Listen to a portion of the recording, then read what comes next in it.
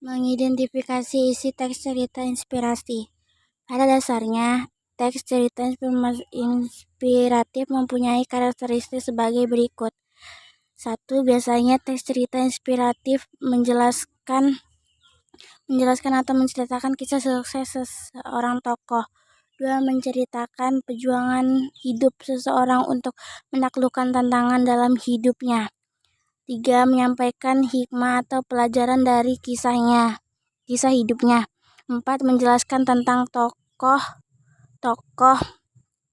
kisah hidupnya dan hikmah yang bisa diambil dari kisah hidupnya. Menganalisis struktur teks cerita inspiratif. Teks cerita inspirasi merupakan teks berbentuk narasi yang bertujuan untuk memberikan inspirasi dan kebaikan kepada pembacanya.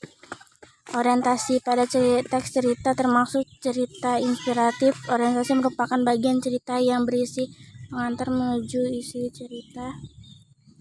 2. Perumitan peristiwa atau insiden.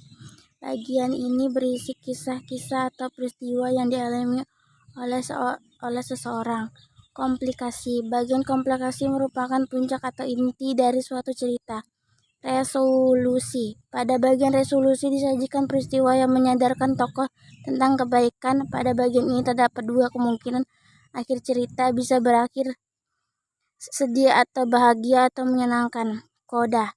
Dalam teks cerita inspirasi, koda merupakan bagian yang menyajikan saran atau solusi dari permasalahan yang terjadi dan bagian dapat diteladani.